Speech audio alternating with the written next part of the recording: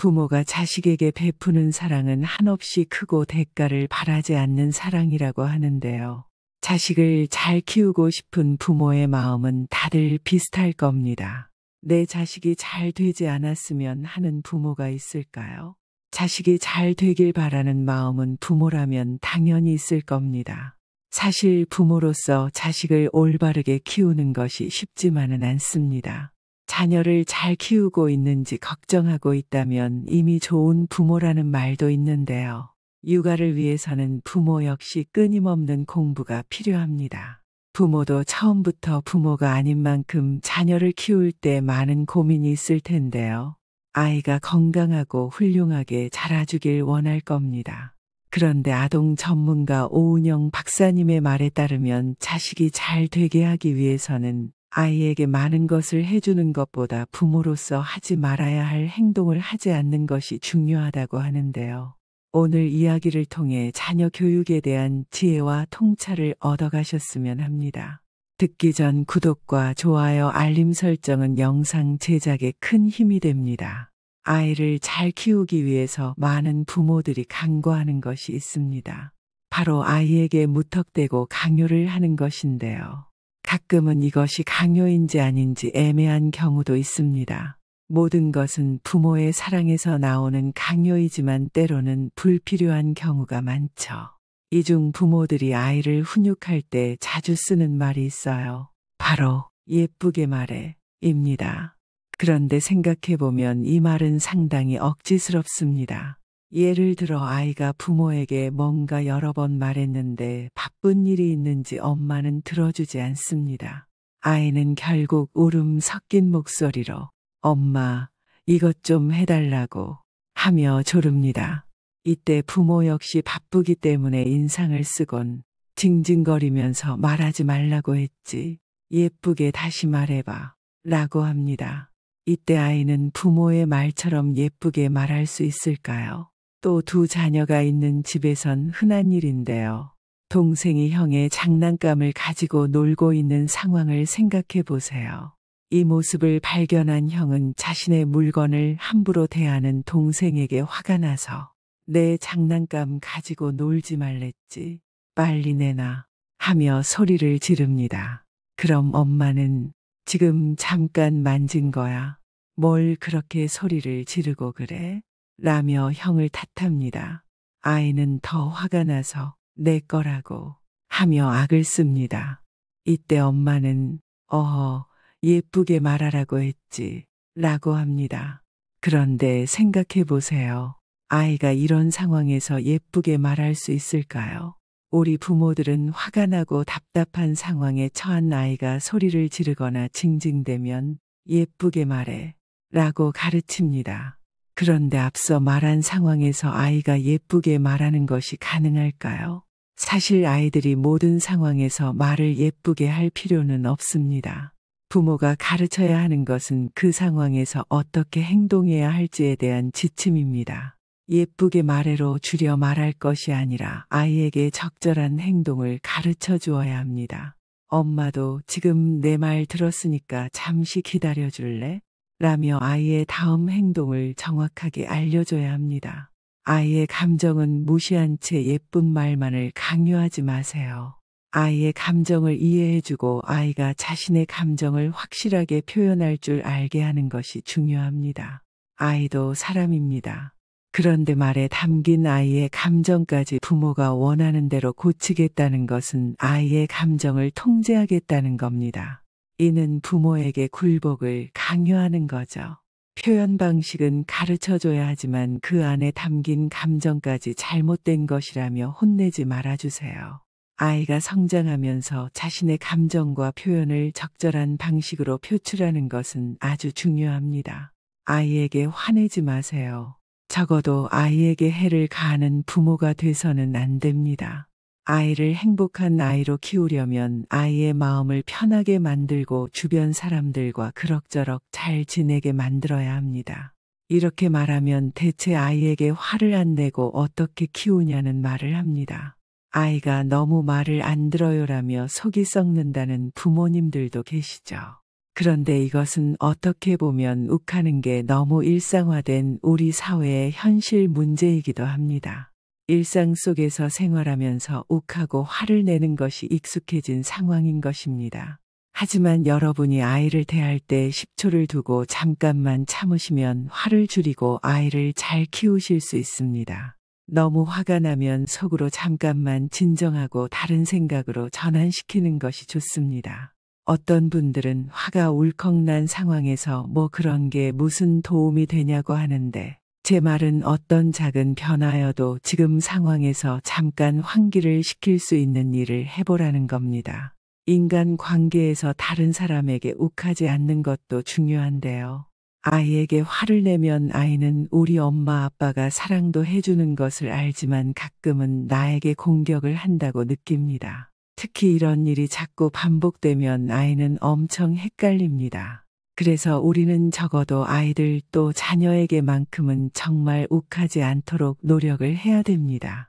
이러기 위해서는 마음을 마음으로 받아주는 연습을 해야 하는데요. 아이가 울 때 부모들은 답답해할 때가 있을 겁니다. 아이는 이유를 말하지 않고 엉엉 울고 있는데 너 왜 울어라며 왜라는 이유를 물어보게 되죠.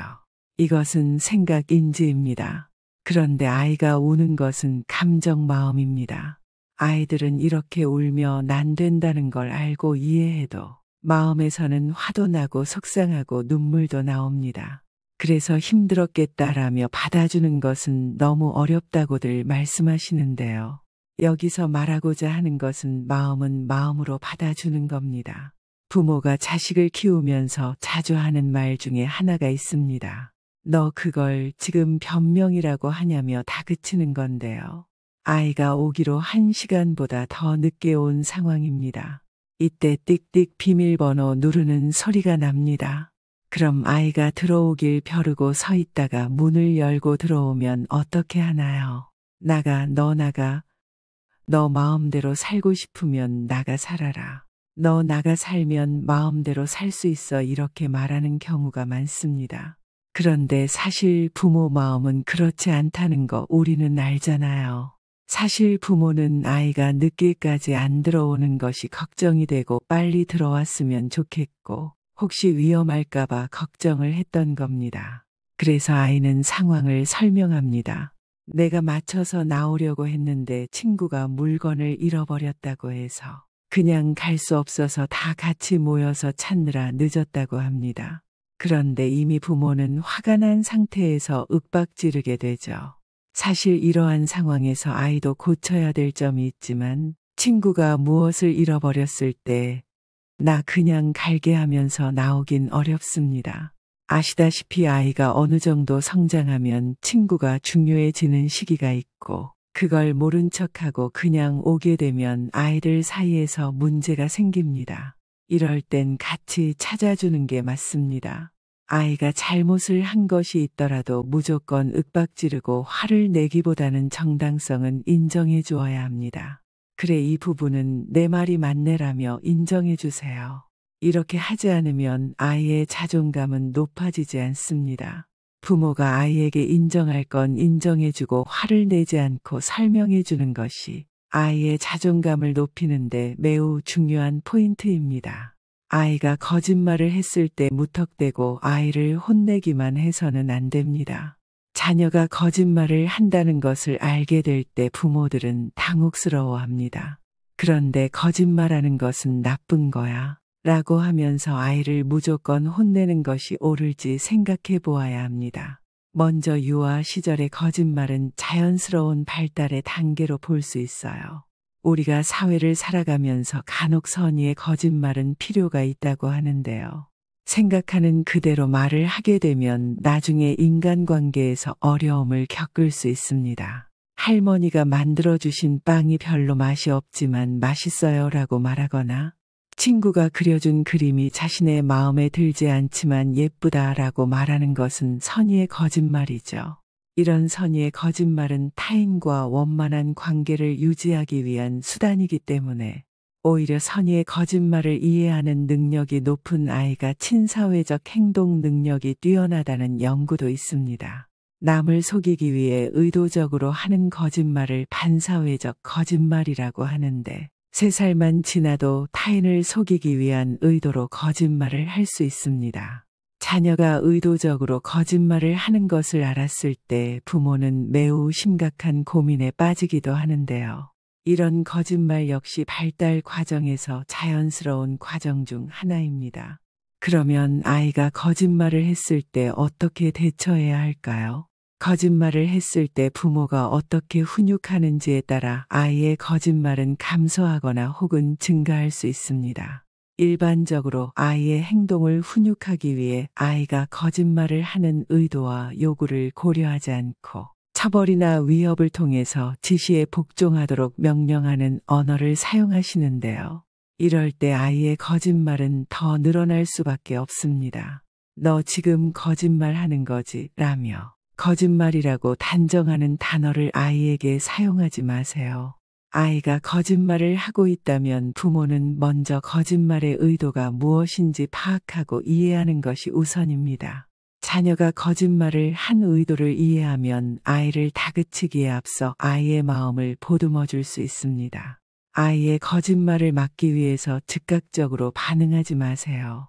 아이가 물을 쏟았을 때 부모는 종종 화가 납니다.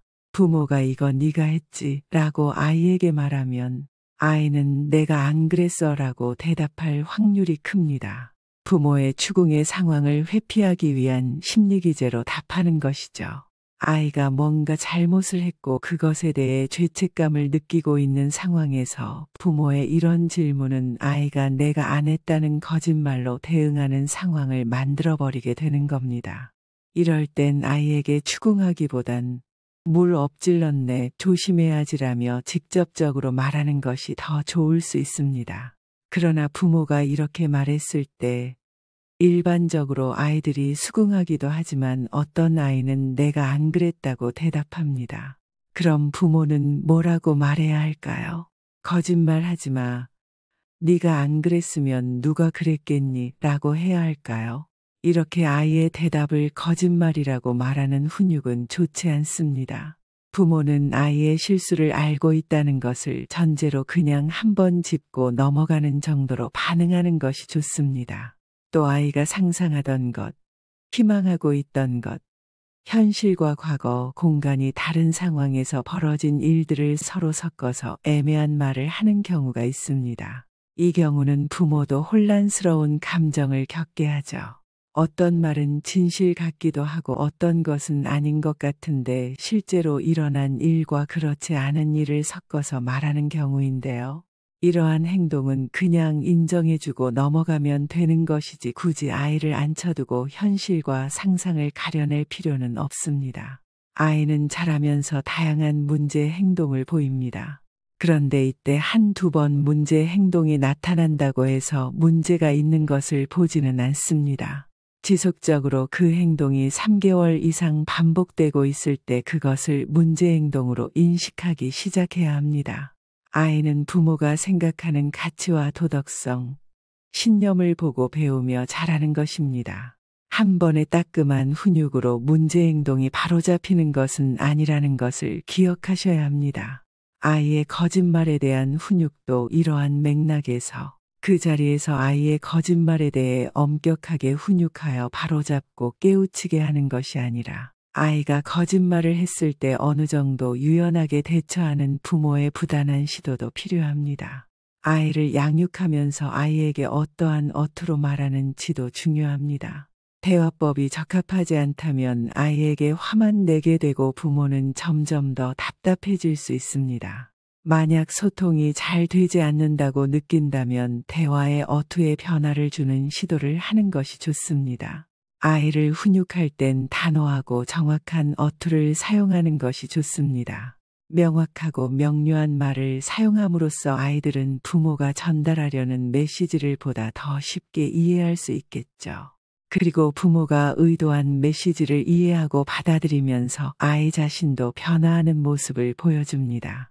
부모가 정확한 말투를 사용할 때 아이 역시 그 모습을 본받게 됩니다. 명확하고 자신감 있게 의사소통을 할 때 사람들 사이에서 존중받을 가능성은 커집니다.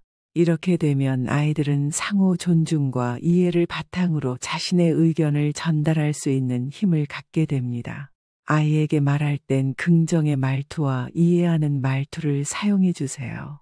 다정한 것이 가장 강한 힘이라는 말이 있습니다. 아이가 두려움에 떨지 않고 부모를 안정적인 울타리로 느낄 수 있도록 만들어주는 것이 필요합니다. 또 부모도 사람임을 인지해야 합니다. 가끔 부모도 아이에게 잘못을 저지를 때가 있습니다. 이상한 것이 아니고 사람이니까 누구나 실수를 할 수 있는 것인데요. 이때 아이에게 솔직하게 사과하는 모습을 보여주는 것이 필요합니다.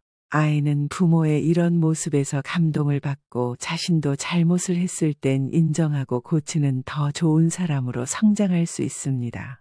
훌륭한 자식들을 둔 부모들에게는 어느 정도 공통된 특징이 있다고 합니다. 바로 자녀에게 인생 멘토가 되어 주었다는 것인데요. 부모가 자녀에게 멘토가 되어 자녀의 자존감을 높이고 자존감이 높아진 자녀는 자신의 역량을 제대로 펼쳐 사회에서 좋은 영향력을 행사할 만큼 잘 자라주는 것입니다. 부모는 자녀에게 적절히 균형 잡힌 보호와 자유의 경험을 주되 과잉 보호를 하는 것은 경계해야 합니다. 아이를 언제까지나 갓난아기 취급하면 독립심을 발휘할 상황에서 자녀가 가지고 있는 기량을 제대로 펼칠 수 없을 것입니다. 그렇다면 아이의 높은 자존감 형성이 왜 중요할까요? 많은 아동학 연구에 따르면 아이의 자존감은 아이의 발달, 행동, 미래의 성공에 중대한 영향을 미칠 수 있기 때문인데요. 여기서 말하는 성공이란 누구나 인정하고 납득할 만한 사회적 지위라던가 좋은 학교에 진학, 학업 성적을 가리키는 것은 아닙니다. 바로 본인 스스로의 성취에 대한 만족감을 말하는 것인데요. 아이의 자존감을 교육하고 키워주기에 앞서 부모의 자존감 상태는 어떠한지 정확히 아는 것이 중요합니다. 부모의 자존감이 곧 아이의 자존감을 좌우한다고 봐도 과언이 아닙니다. 우리는 삶을 살면서 내가 했던 행동들이 자존감이 높은 사람으로부터 나오는 행동인지 자존감이 낮은 사람으로부터 나오는 행동인지 인지하지 못하고 지내는 경우가 대부분입니다. 이때 부모 자신의 자존감 상태를 인지하지 못한 채 내 식대로 아이를 양육하게 되면 부작용이 생기는 경우가 덜어 있습니다. 그렇다면 아이의 자존감을 높여주기 위해선 어떤 행동을 하는 것이 좋을까요? 먼저 자녀가 자기 생각과 감정 그리고 자기 자신이 가치 있는 존재로서 온전히 받아들여지는 경험을 제공하는 것이 필요합니다. 아이는 자신의 의견이 제대로 받아들여졌다고 느낄 때 긍정적인 자아감과 높은 자존감이 발달합니다. 아이에 대한 수용은 아이가 판단이나 거부에 대한 두려움 없이 자신의 생각, 감정, 관심사를 탐색할 수 있게 해줍니다. 또 아이들이 자신의 감정을 솔직하게 표현할 수 있는 양육 환경을 조성하는 것이 중요한데요. 아이가 자유롭게 표현할 수 있게 해주고 그것들을 존중하고 들어주세요. 이러한 경험 속에서 아이들은 자율성과 독립성을 높일 수 있습니다. 자녀의 생각과 아이디어가 존중받을 때 의사결정과 문제 해결에 자신감을 갖게 되기도 하죠. 이렇게 자신감을 가진 자녀들은 개인의 성장과 미래의 성공에 중요한 주체성을 보여줍니다. 이때 부모는 아이가 자신의 일을 스스로 할 수 있도록 기회를 주고 그 선택을 존중해 줘야 합니다. 아이가 자라면서 온전히 자기 결정을 내리는 능력을 키우고 자신감을 향상시키는 데 도움이 되기 때문입니다. 자녀가 명확하게 규정되고 실행되는 한계 안에서 자랄 수 있도록 교육해야 합니다. 제한 없는 자유는 오히려 어떤 일을 판단할 때 분명한 기준을 헷갈리게 만들 수 있습니다. 부모는 아이의 행동을 평가하는 확실한 근거를 설명해주고 자녀에게 납득시켜 심리적 안정감을 느끼도록 할 필요가 있습니다. 자녀가 한 인간으로서 존엄성을 존중받는 환경을 제공해주세요. 부모는 아이를 통제하거나 조종하려고 폭력을 휘둘러서는 절대 안 됩니다. 이것은 많은 아동학 전문가들이 강조하는 사실이기도 합니다. 또 아이에게 창피를 주거나 조롱하지 않아야 합니다. 무심코 한 말의 아이는 큰 상처를 받을 수 있습니다. 부모는 아이의 의사 결정을 돕는 역할을 하며 어느 정도 권위는 갖되 아이를 억압해서는 안 됩니다. 아이의 선택에 대해 부정보다 긍정에 중점을 두도록 하세요. 자녀의 사회생활과 학업에 관심을 보여주며 자녀가 원할 때는 언제든 함께 논의할 준비가 되어 있다는 것을 인지시켜주는 것이 좋습니다. 그렇게 되면 자녀 역시 자신의 감정을 무조건적으로 억누르거나 부정하기보다 필요할 때는 부모를 믿고 지원을 요청해도 되는구나 하는 정서적 안정감을 느끼게 됩니다. 부모로부터 받는 정서적 안정감은 아이들이 회복력을 키우고 정신 건강을 보호하는 데 큰 도움이 됩니다. 수용할 줄 아는 부모 밑에서 자란 아이들은 강한 정신력을 갖게 됩니다. 그리고 부모가 행동과 실행의 측면에서 기준을 세우고 책임감을 키워주는 것이 중요합니다. 네가 하는 일은 무엇이든 다 괜찮아가 아닌 윤리적이면서 현실적인 기대를 가지고 부모가 기대하는 바를 너그러우며 억압적이지 않은 태도로 전달해야 합니다. 부모의 현실적인 기준을 자녀에게 제시함으로써 자녀는 자신이 할 수 있는 최선을 다해야 한다는 책임감을 갖게 됩니다. 자존감이 높은 부모는 명확한 경계를 설정하고 일관된 훈육을 시행할 가능성이 더 큽니다. 아이를 훈육할 때 일관되게 함으로써 자녀에게 혼란을 주지 않습니다. 일관된 경계와 규칙은 아이들이 안정감을 키우고 자신의 한계를 이해하는 데 도움이 됩니다. 부모 스스로 자존감에 대해 알고 아이를 양육하는 것도 중요합니다. 앞서 말한 것처럼 아이를 훈육하고 자존감을 키워주기에 앞서 부모 본인의 자존감에 대해서도 인지를 하고 있어야 합니다. 자식은 부모의 거울이란 말이 있죠. 부모는 자녀에게 자기 효능감과 자기 존중의 본보기가 됩니다. 아이들은 부모의 태도, 행동, 자기 인식을 관찰하고 내면화합니다. 부모가 높은 자존감을 나타내면 자녀가 따라야 할 긍정적인 본보기가 되어주죠. 이러한 환경 속에서 아이들은 자신을 소중히 여기고 자신의 능력을 믿으며 자신을 보다 더 긍정적인 방향으로 발전시키는 방법을 배웁니다. 자존감이 높은 부모는 자녀의 자존감을 높이는 긍정적인 양육 방식을 사용하는데요. 긍정적인 양육 방식에는 격려와 칭찬이 있습니다. 자녀의 능력을 키우고 장점을 강조하고 건강한 위험은 어느 정도 감수하도록 격려하고 지지하는 역할을 합니다. 이러한 긍정적인 양육 관행은 자녀의 자신감과 능력에 대한 믿음에 큰 영향을 줍니다. 자존감이 높은 부모는 자녀와 더 건강한 관계를 유지할 확률도 높죠. 아이와 의사소통, 신뢰 및 상호 존중을 촉진할 가능성이 더 크기 때문인데요.